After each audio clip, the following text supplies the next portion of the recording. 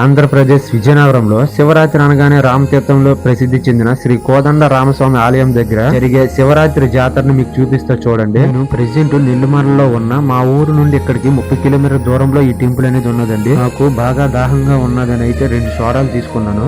ఇక్కడ సోడాలు అనేది అట చాలా ఫేమస్ అంట. నేను రామతీర్థానికి ఇది సెకండ్ టైం అండి రావడం ఇక్కడికి. అసలు రామతీర్థం అనే పేరు ఎలా వచ్చిందంటే, పురాణాల ప్రకారం శ్రీరాముడు వనవాసం సమయంలో ఈ ప్రాంతానికి వచ్చి కొండపై ఉన్న తీర్థంలో స్నానం చేసి పూజ చేశాడని నమ్మకం. అందుకే ఈ ప్రాంతానికి రామతీర్థం అనే పేరు వచ్చింది. ప్రతి సంవత్సరం రామతీర్థంలో జరిగే జాతర చాలా ఘనంగా జరుగుతుంది. లక్షలాది మంది భక్తులు కొండెక్కి స్వామివారి దర్శనం చేసుకుంటారు. విజయనగరం జిల్లాలో ఇదే పెద్ద జాతరలో ఒకటి. ముఖ్యంగా ఎందుకు ప్రసిద్ధి అంటే, కొండపై దేవాలయం ఉండటం, అది కాక నేచురల్ వ్యూ ఉండటం. రామతీర్థ ప్రాంతం సుమారు 2000 సంవత్సరాల ప్రాచీన చరిత్ర కలిగి ఉందని పురావస్తు శాస్త్రవేత్తలు కూడా భావిస్తున్నారు. రామాయణానికి సంబంధిత స్థలాలు, పురాతన శిల్పాలు, బౌద్ధ అవశేషాలు, జైన మతానికి సంబంధించిన నిర్మాణాలు ఇక్కడ ఉన్నాయి.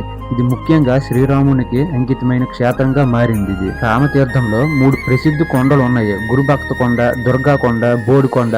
ఈ 3 కొండలు ఇక్కడ ఉన్నాయి. ప్రతి సంవత్సరం శ్రీరామనవమికి కూడా చాలా మంది భక్తులు వస్తుంటారు ఇక్కడికి. ఇక్కడ ప్రతి ప్రదేశం కూడా చాలా అద్భుతంగా ఉన్నాయి. చూడండి ఎంత అద్భుతంగా ఉన్నాయో. చాలా అంటే చాలా బాగున్నాయి. మీరు కూడా ఈ జాతరకు వస్తే కామెంట్ చేయండి. మీకు ఈ వీడియో నచ్చినట్టయితే ఎంఆర్ రేసర్ బాయ్ పేజీని ఫాలో చేయండి.